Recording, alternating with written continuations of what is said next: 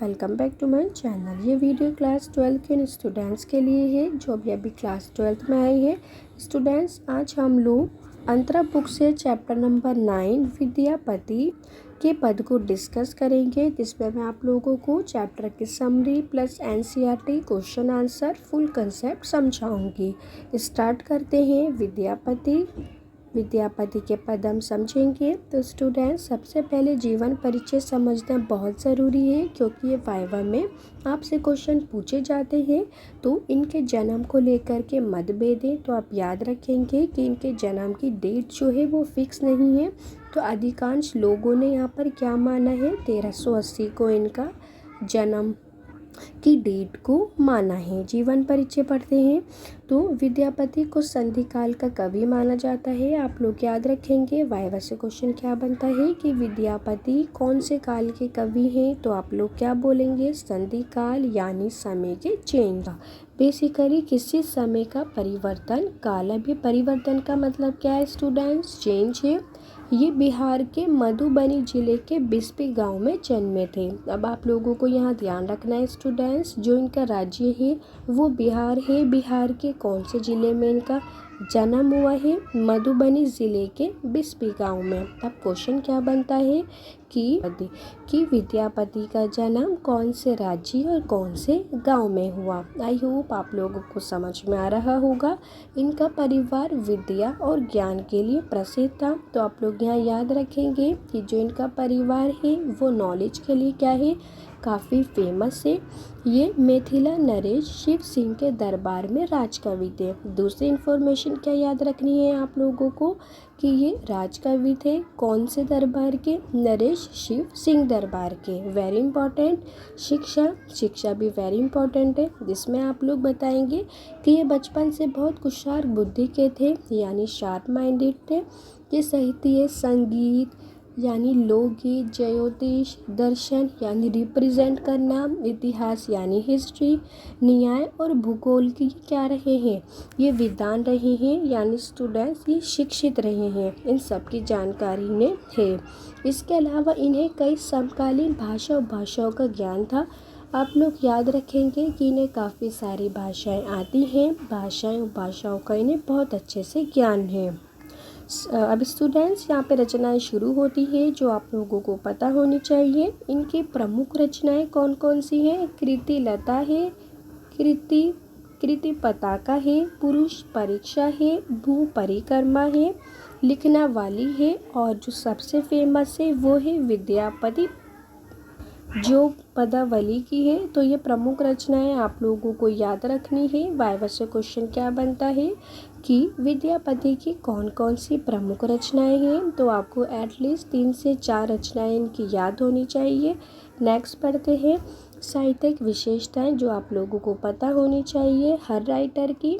तो इन्हें संस्कृत अपभ्रंश क्या है स्टूडेंट्स, ये एक भाषा है, आप याद रखेंगे। मैथिली भाषाओं का इन्हें ज्ञान था। तो आप इनकी 3 भाषाओं के नाम याद रखेंगे, संस्कृत, अपभ्रंश और मैथिली। ये आदिकाल और भक्तिकाल के संधि कवि हैं। आदिकाल क्या होता है स्टूडेंट्स, जो 18वीं शताब्दी से लेकर के 14वीं शताब्दी तक के काल को हम लोग क्या कहते हैं, आदिकाल कहा जाता है। और भक्तिकाल क्या होता है, मिड समय यानी मध्यकाल का समय, उसे हम क्या कहते हैं, भक्तिकाल। तो क्वेश्चन क्या बनता है कि विद्यापति कौन से काल के संधि कवि हैं, तो आप लोग कहेंगे आदिकाल और भक्तिकाल के संधि कवि हैं। आगे बोला गया है स्टूडेंट्स कि इन्होंने अपने पद में राधा कृष्ण के प्रेम को, आप याद रखेंगे, राधा कृष्ण के प्रेम को आधार बना करके लौकिक प्रेम को अभिव्यक्ति दी है, यानी ईश्वर की प्राप्ति पर बल दिया है। किसको आधार बना करके, किसको बेस बना करके, राधा कृष्ण के प्रेम को। लौकिक प्रेम क्या होता है, सुपर नेचुरल यानी ईश्वर की प्राप्ति। आगे पढ़ते हैं तो बोला गया है इनकी कृति कला और कृति पताका, दरबारी संस्कृत और अपभ्रंश, ये सब क्या है स्टूडेंट्स, इनकी रचनाएं हैं। कृति कला और कृति पताका और अपभ्रंश क्या है, इनकी काव्य की भाषा है। काव्य परंपरा के रूप में देखने को मिलती है। तो आप लोग याद रखेंगे कि कौन सी भाषा देखने को मिलती है, अपभ्रंश भाषा। तो पदावली के पद में भक्ति और श्रृंगार है। वेरी इंपॉर्टेंट, आप लोग याद रखेंगे कि इनके पद में क्या है, श्रृंगार है। यानी स्टूडेंट्स हमें इनके पद में इमोशंस देखने को मिलते हैं और ये पद क्या है, इनके प्रसिद्धि का आधार है। तो आप बेस याद रखेंगे कि फेमस होने का क्या रीज़न है, श्रृंगार है और भक्ति है, यानी इमोशंस जुड़े हुए हैं। आज भी तीज त्योहार जो फेस्टिवल होते हैं इनके पद गाए जाते हैं। वेरी इंपॉर्टेंट, आप याद रखेंगे। भाषा शैली में आप 3 भाषाओं को इनकी याद रखेंगे। पहला मैथिली, दूसरा अपभ्रंश और तीसरा संस्कृत। Very important. अब वाइवा से क्वेश्चन क्या बनता है कि विद्यापति के पद में कौन सी भाषा शैली का उपयोग हुआ है, तो आप लोग इन 3 भाषाओं को बोलेंगे। Very important. इसके बाद स्टूडेंट्स यहाँ अलंकार के नाम दे रखे हैं, जिससे मैं आप लोगों को काव्य सौंदर्य में, शिल्प सौंदर्य में डीपली समझाऊंगी। इनकी ट्रिक के साथ हम लोग अनुप्रास अलंकार को समझेंगे। रूपक, उपमा, उत्प्रेक्षा, अतिशयोक्ति अलंकार, बेसिकली इन सब अलंकारों का प्रयोग किया गया है। आपको 3 से 4 अलंकार पता होने चाहिए ताकि आप वाइवा में बोल सकें। Very important students. आगे बोला गया है कि मुहावरेदार भाषा का यहाँ पर प्रयोग किया गया है। जो इनके पद है उसमें मुहावरे हैं, मिथिली भाषा है, क्षेत्र का लोक विहार है। बेसिकली इनके पद ऐसे हैं जो हम लोग त्योहार पर भी गा सकते हैं और सांस्कृतिक अनुष्ठानों के पदों का प्रयोग किया गया है। भाषा आप याद रखेंगे कि इनके पदों में संस्कृति का भी उपयोग किया गया है। मृत्यु आप लोग याद रखेंगे इनकी। वेरी इंपॉर्टेंट, 1460 में हुई।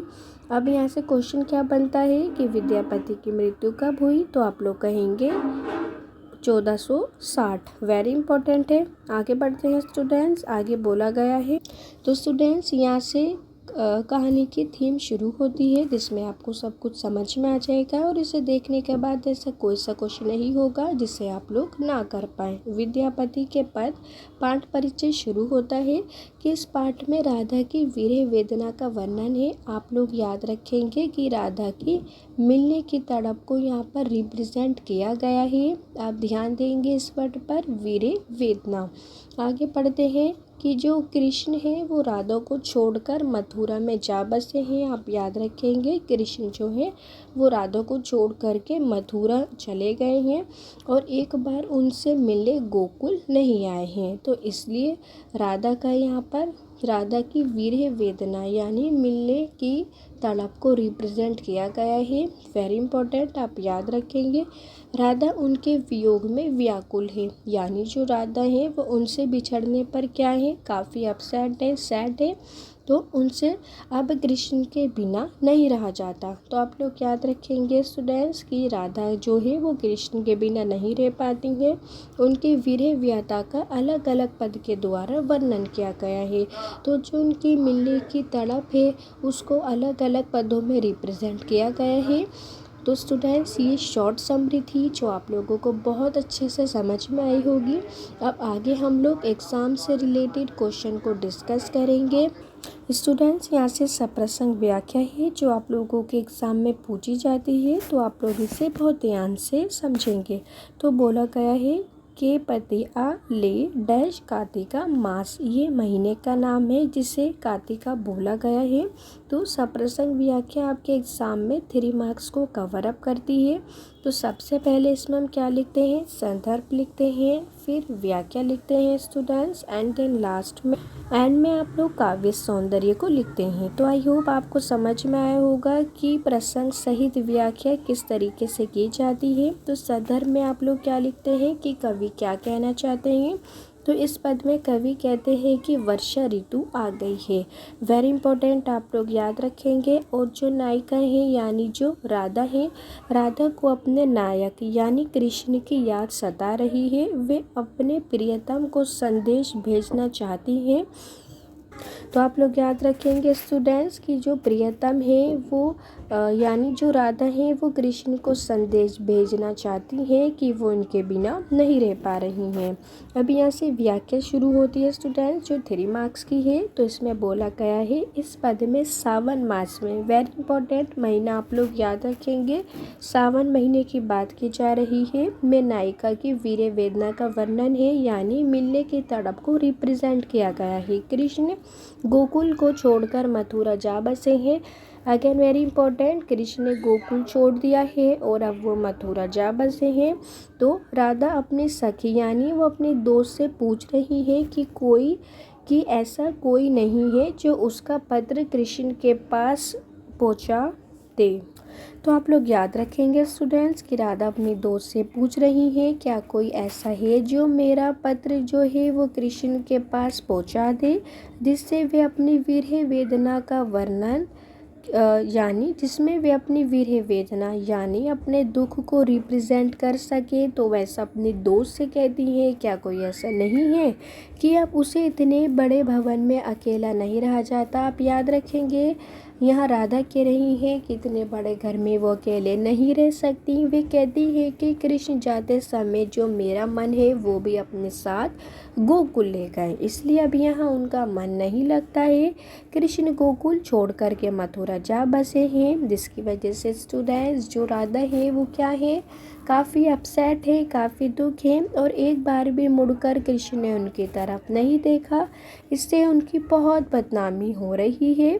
अब वे और वियोग को दुख सहन नहीं कर पा रही हैं। स्टूडेंट्स आप बहुत ध्यान से सुनेंगे, राधा को बोला गया है कि वो और इस दुख को सहन नहीं कर पा रही है क्योंकि कृष्ण गोकुल चले गए हैं और वो मथुरा में अकेली रह गई हैं, उनसे इस बड़े से भवन में नहीं रहा जाता।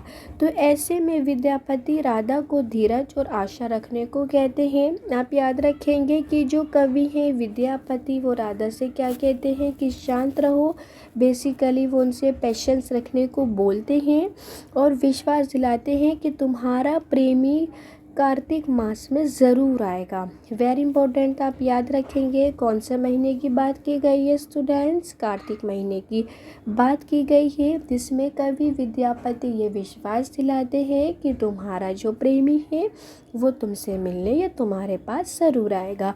स्टूडेंट्स काव्य सौंदर्य एग्जाम में 2 मार्क्स कवर अप करती है, आप बहुत ध्यान से इसे सुनेंगे। तो आप इसमें रस का बताएंगे, भाषा का, अलंकार का। तो सबसे पहले नायिका की विरह वेदना का वर्णन है, यस, यानी वो मिलने के तड़पन को उनको रिप्रेजेंट किया गया है इस पद में। रस वियोग श्रृंगार है, यानी क्या होगा, जब भी हम बिछड़ने वाली स्थिति को देखते हैं तो वहाँ हम वियोग श्रृंगार लिखते हैं। जैसे अभी यहाँ है कि राधा जो है वो कृष्ण से अलग हो गई हैं। आगे पढ़ते हैं, भाषा आप याद रखेंगे स्टूडेंट्स, इस भाषा को हम मैथिली भाषा कहते हैं। यमक अलंकार आप याद रखेंगे, जिसमें क्या होता है, शब्द तो सेम होते हैं लेकिन जो उनके मीनिंग होते हैं वो अलग अलग होते हैं। जैसे अभी यहाँ लिखा गया है हरि हर, तो हा है, हरि में भी हा है और हर में भी हा है, लेकिन जो वर्ड से उनके मीनिंग क्या है स्टूडेंट्स वो डिफरेंट है। आगे पढ़ते हैं, अनुप्रास अलंकार यानी जिस शब्द की आवृत्ति बार बार होती है। अब धनी में भी दा है, धरु में भी दा है और मोर में भी माँ है, मन में भी माँ है, तो इसे हम क्या कहेंगे, अनुप्रास अलंकार कहेंगे। आप हमेशा याद रखेंगे जब भी किसी शब्द की आवृत्ति बार बार होती है उसे हम क्या कहते हैं, अनुप्रास अलंकार। इसके साथ आप छंद कविता लिखेंगे, तुकांत यानी स्टूडेंट्स ये राइम है, आप याद रखेंगे। आगे बढ़ते हैं, गुण कैसा है, माधुर्य प्रसाद है यानी मेलोडी है, यानी बहुत गुणों से भरा हुआ है। आगे बढ़ते हैं, दूसरी सप्रसंग व्याख्या शुरू होती है। तो एग्जाम में आपको ऐसे ही दे रखा होगा, तो बोला गया है कुसुमित कानन लखी मदाई रमा। तो हमेशा की तरह आप सबसे पहले प्रसंग में क्या लिखेंगे, कवि। कवि कौन है, विद्यापति है। कविता का नाम लिखेंगे, विद्यापति की पदावली यानी विद्यापति के पद हैं। संदर्भ में आप क्या बताते हैं स्टूडेंट्स कि कवि क्या चाहते हैं, तो आपको इन लाइंस का मतलब पता होना चाहिए। आप बहुत ध्यान से सुनेंगे। तो बोला है इसमें नायिका की वीरावस्था का वर्णन है, यानी उनकी मिलने की तड़प को रिप्रेजेंट किया गया है। वे वीरे में दिन प्रतिदिन क्या होती जा रही है, कमज़ोर होती जा रही है कृष्ण से मिलने की तड़प में। व्याख्या शुरू होती है जो एग्ज़ाम में 2 मार्क्स कवर अप करती है, 2 से 3 मार्क्स। तो राधा की सखी कृष्ण के सामने, आप याद रखेंगे कि जो राधा की दोस्त है वो कृष्ण के सामने राधा की वीरावस्था का, यानी वो अब उनकी मिलने की तड़प को रिप्रेजेंट करती हैं। आपको याद रखना है कि वो किसके आगे रिप्रेजेंट कर रही हैं, कृष्ण के आगे।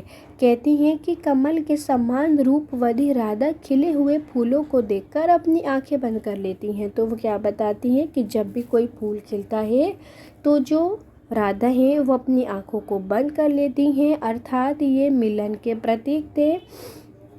आप याद रखेंगे तो बेसिकली इसको मिलन का प्रतीक बताया गया है कि वो खिले हुए फूल को देख करके, यानी जब फूल खिलता है तो उन्हें ऐसा लग रहा है कि वो अलग हो गया है, कि जब वे उसे विरह में उसे दुख पहुंचा रहे हैं, क्योंकि कृष्ण उनके पास नहीं है तो ये उन्हें दुख पहुंचा रहा है। माधव हमारी बात सुनो, तुम्हारे प्रेम को याद करके वे बहुत दुर्बल और कमज़ोर हो गई हैं। तो उनकी जो सखी है वो क्या कह रही हैं, वो आपसे अलग होकर के बहुत कमज़ोर हो गई हैं कि वे धरती पर बैठ जाती हैं तो उनसे उठा भी नहीं जाता। वो इतनी वीक हो गई हैं स्टूडेंट्स कि अगर वो बैठ जाती हैं तो बैठने के बाद उनसे उठा तक नहीं जाता। वे अपनी व्याकुल दृष्टि से चारों दिशाओं में देखती रहती हैं कि मानो जैसे वो कृष्ण को ढूंढ रही हूँ कि शायद तुम आ जाओ, और निराश होकर वो रोने भी लगती हैं। स्टूडेंट्स वेरी इंपॉर्टेंट, अब इसे पढ़ने के बाद क्या होता है कि पूरी पद की जो है वो थीम आप लोगों को समझ में आ जाती है कि तुम्हारे वीरा में वे शनशन इतनी दुर्बल होती जा रही हैं जैसे 14 का चाँद। तो उन्हें बताया गया है कि जैसे चाँद धुंधला पड़ जाता है तो ऐसे ही वो हर सेकंड में क्षण में बहुत कमज़ोर होती जा रही हैं। आगे बढ़ते हैं स्टूडेंट्स। विद्यापति राजा शिव सिंह के आश्चर्य कवि थे। आप याद रखेंगे कि जो विद्यापति राजा हैं वो क्या हैं, शिव सिंह के कवि थे। तो अतः वे उनकी प्रशंसा यानी खुशी में कहते हैं कि राजा शिव सिंह विरह के प्रभाव को जानते हैं, कि जो राजा हैं वहाँ पर शिव सिंह वो इस मिलन की तड़प को बहुत अच्छे से जानते हैं। अतः वे अपनी पत्नी लक्ष्मी देवी के साथ रमण करते हैं।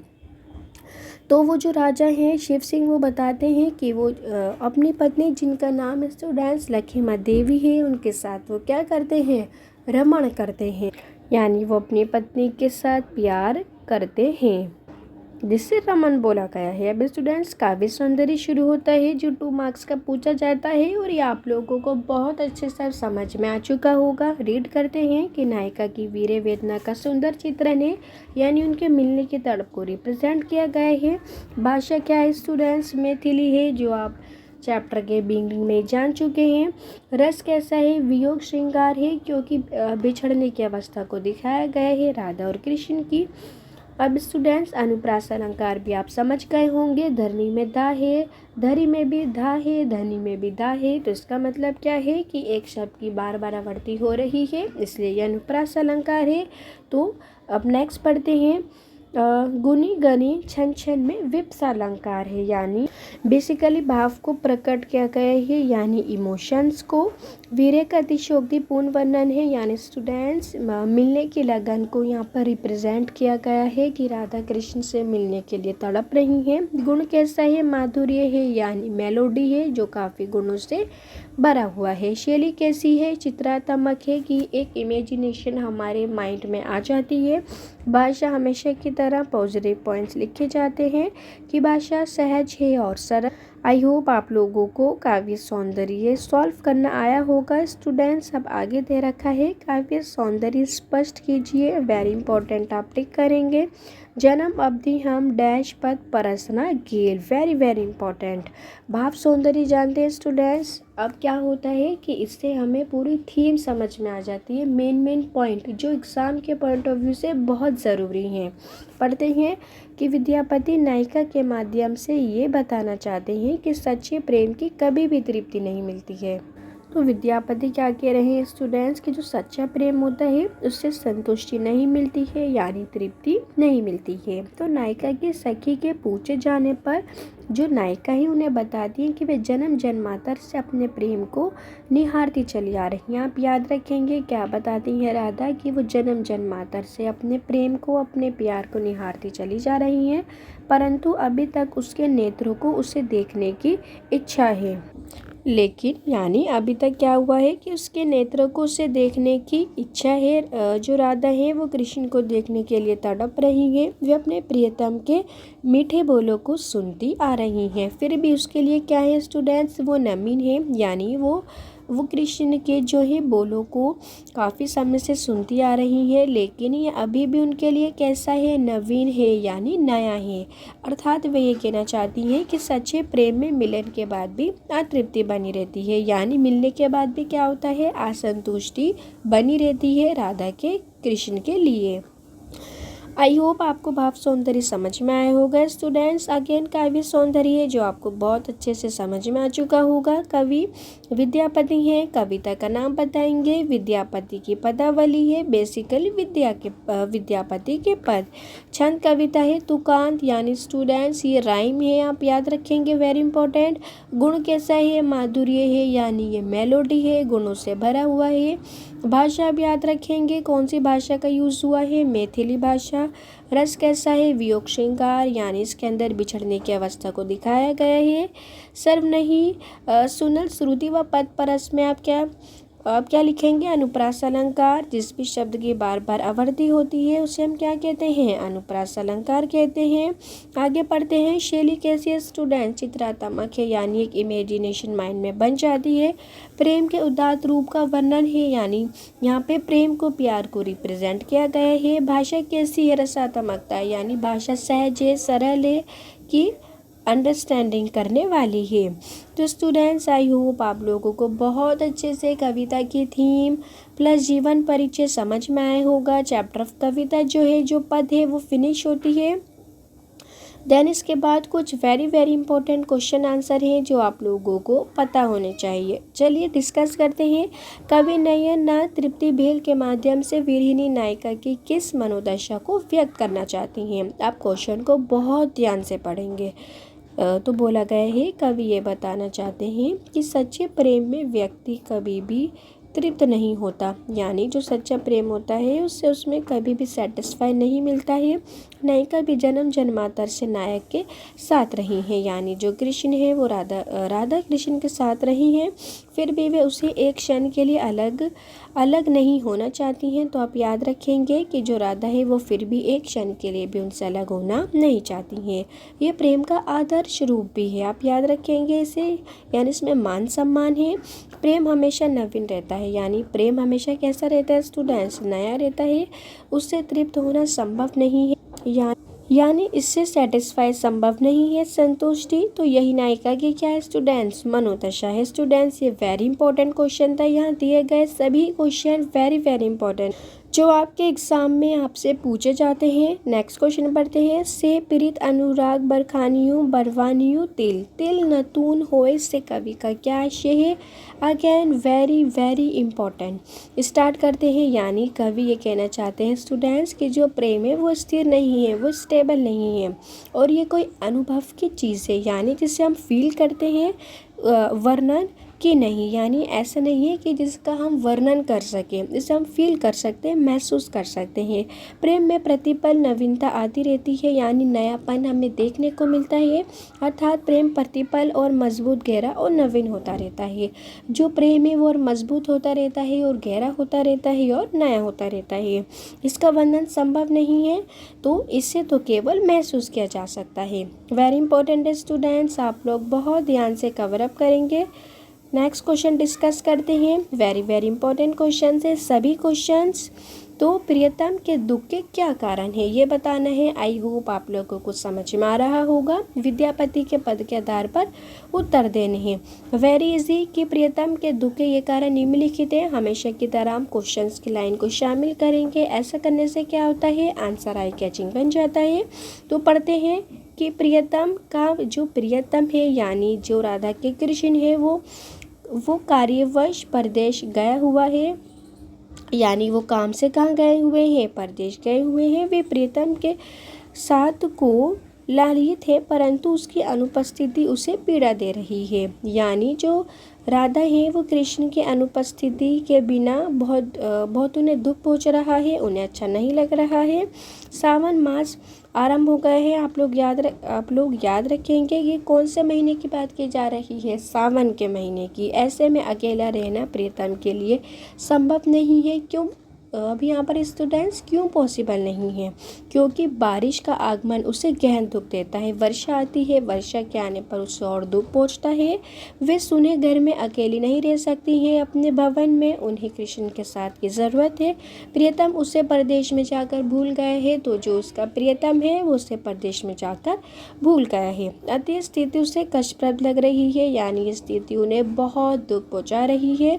Students question number 2 very important. आप बहुत ध्यान से सभी क्वेश्चन को कवर अप करेंगे, प्लस लर्न करेंगे और कॉपी में लिखने की प्रैक्टिस करेंगे।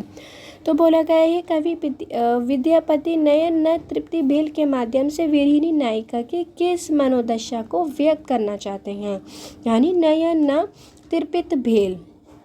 तो क्या बोला गया है कि कवि के अनुसार जो नायिका हैं वो अपने प्रियतम के रूप को निहारते रहना चाहती हैं, यानी वो उन्हें देखते रहना चाहती हैं। वे जन्म भर प्रिय का रूप निहारती रही हैं। आप याद रखेंगे जन्मार्थ तक क्या करा है, उन्होंने अपने प्रियतम के रूप को निहारा है, परंतु उसकी आंखें तृप्त नहीं हुई, यानी उनकी आंखों को कभी भी संतुष्टि नहीं मिली है। कवि नायिका की इस अतृप्त दशा का वर्णन इन पंक्तियों के माध्यम से करते हैं। Very important answer. क्या बोला गया है कि जो कवि हैं वो नायिका की असंतुष्टि का वर्णन कर रहे हैं कि वो अगर कृष्ण को वो देखती भी रहे जीवन जीवांतर तक, तो तब भी उन्हें संतुष्टि नहीं मिलती है। वे अपने प्रियतम से इतना प्रेम करती हैं कि उसकी सूरत को सदैव मीन्स क्या होता है स्टूडेंट्स, हमेशा, वो हमेशा निहारती रहना चाहती हैं। उसका सुंदर रूप उसे मोहपाश में बांधे हुए हैं। आप याद रखेंगे कि जो कृष्ण का सुंदर रूप है वो राधा को बांधा हुआ है। वे जितना उसे देखती हैं उन्हें उतना ही अधिक इच्छा उन्हें देखने की होती है। वे कृष्ण के साथ बिताए हुए पलों को नहीं भूलती हैं। तो नायिका के अनुसार वे अपनी स्थिति का वर्णन भी नहीं कर सकती।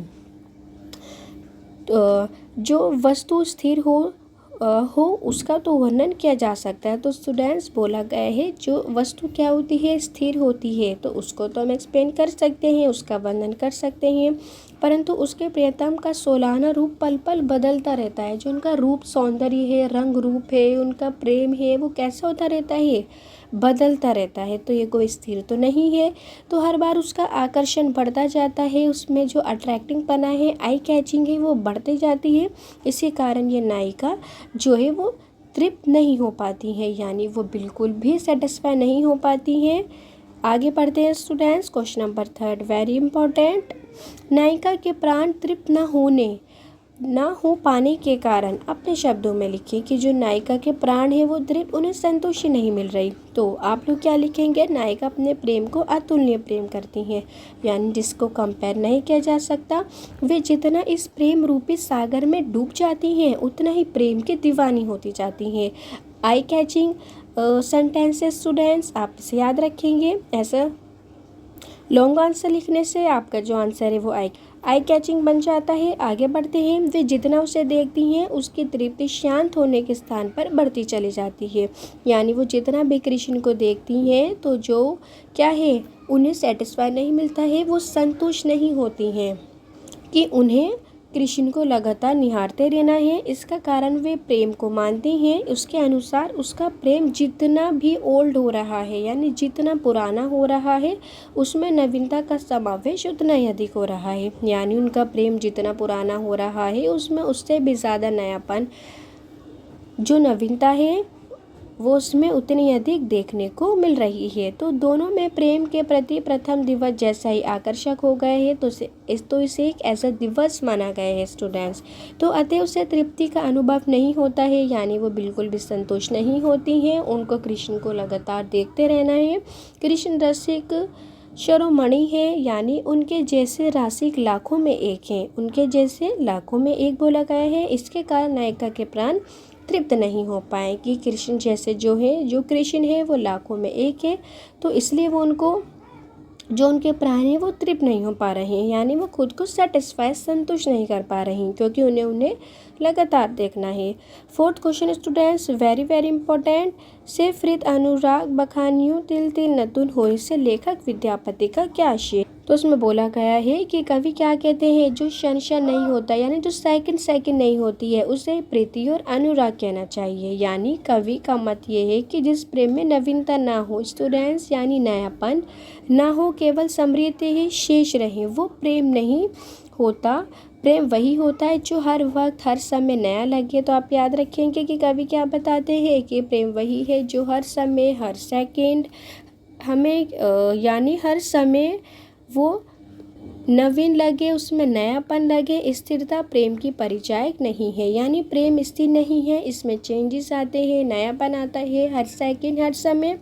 आगे बढ़ते हैं। फिर विद्यापति के पद के अनुसार जो कोयल और जो भोर हैं स्टूडेंट्स, उसके कलरव का नायिका पर क्या प्रभाव पड़ता है। कोयले का, सॉरी स्टूडेंट्स, कोयल का और भोरों का। वेरी इंपॉर्टेंट, आप इसे ध्यान रखेंगे, वेरी वेरी इंपॉर्टेंट, आप इसे क्लिक करेंगे। आंसर पढ़ते हैं तो बोला गया है कि सावन में कोयल और भोरों का कलरव लोगों को अच्छा लगता है, लोगों को खुशी देता है स्टूडेंट्स, प्रसन्न यानी खुशी। परंतु जो नायिका है पर इसका प्रतिकूल प्रभाव पड़ता है, यानी उल्टा प्रभाव पड़ता है, क्योंकि कृष्ण के पास नहीं है।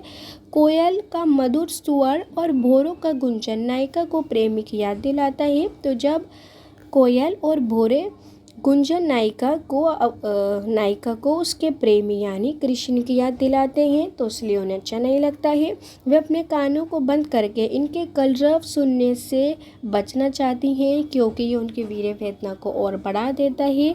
परंतु ये आवाज़ें उन्हें फिर भी सता रही हैं, परदेशाई प्रियतम की याद उसे सताने लगती हैं। तो आप लोग याद रखेंगे कि उन्हें भोरे और कोयल की आवाज़ अच्छी नहीं लग रही है, वो उल्टा उन्हें सता रही है। वीर अग्नि से उसे वैसे ही बहुत जलाए हुए हैं, यानी जो मिलने की तड़प में वो ऑलरेडी बहुत जली हुई है, ये कलरव उसे और भी जला रहा है।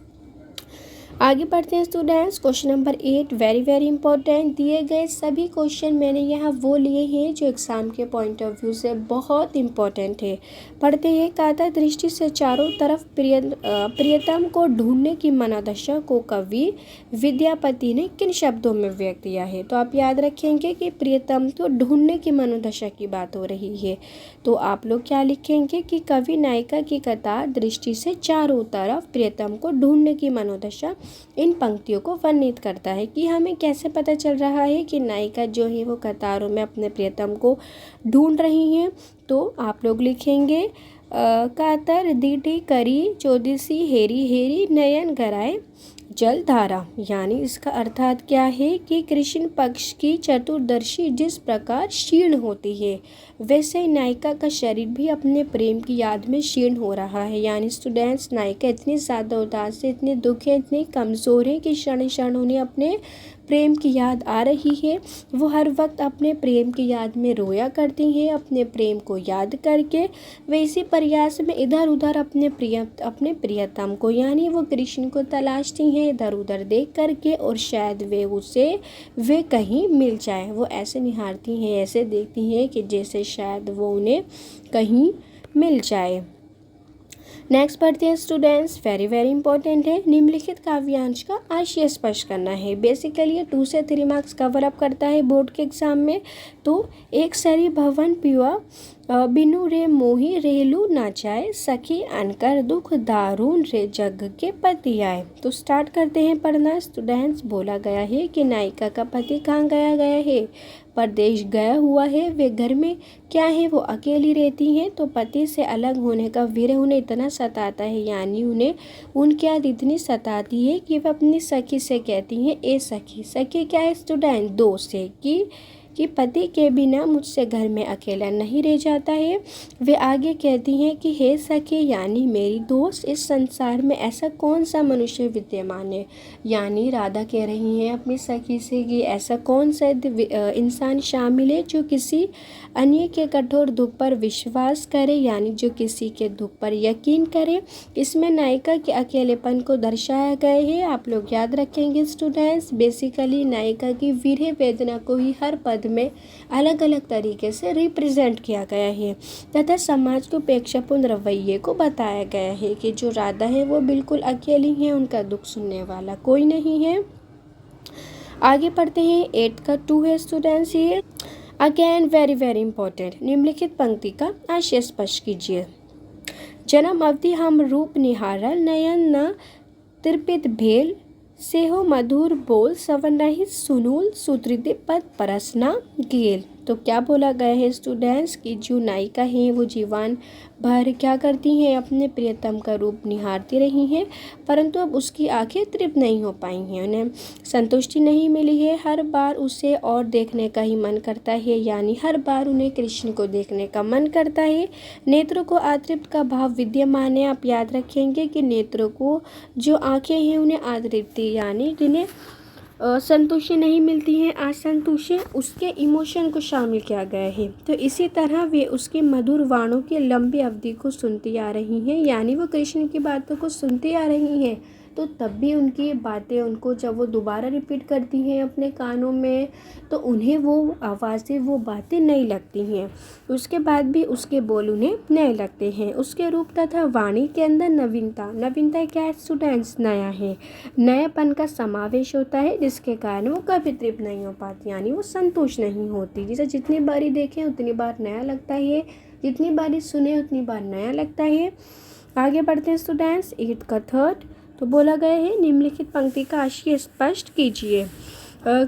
तो बोला गया है कुसुमित कानन हेरी कमल मुखी मुदी रे दुए नयान कोकी कलरव मधुकर धुनि दिनी दुनु सुनी कर दे झपाई कान। तो स्टूडेंट्स इसका भाव क्या बोला गया है कि जो नायिका है वो प्रकृति का उन्हें वातावरण बिल्कुल नहीं भाता, क्योंकि वो तो वीर्य वेदना में जल रही हैं, संयोगकालीन है, वे स्वयं वियोग की अवस्था में है, यानी वो बिल्कुल अकेली है। उसका प्रियतम उसे छोड़कर बाहर गया हुआ है, तो वसंत के कारण वन विकसित हो रहे हैं। आप याद रखेंगे कि वसंत में क्या होते हैं, जंगल विकसित होते हैं, डेवलप होते हैं।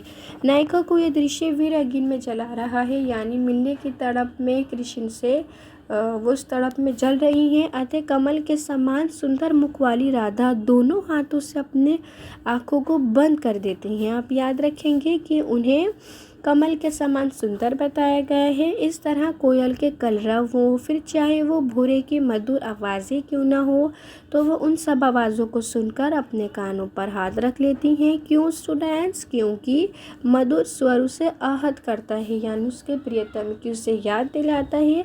उसे रह रहकर अपने प्रियतम का स्मरण हो जाता है, यानी वो उनकी वियोग अवस्था में और भी ज़्यादा उसको बढ़ा देते हैं। उन्हें प्रियतम की याद आवाज़ें सुन करके और भी उन्हें उनकी याद दिलाने लगती हैं। आगे बढ़ते हैं स्टूडेंट्स। तो स्टूडेंट्स ये लास्ट क्वेश्चन था जो कंप्लीट होता है। यहाँ दिए गए सभी क्वेश्चन आपके एग्ज़ाम के पॉइंट ऑफ व्यू से और आपके अंडरस्टैंडिंग के लिए बहुत इंपॉर्टेंट थे।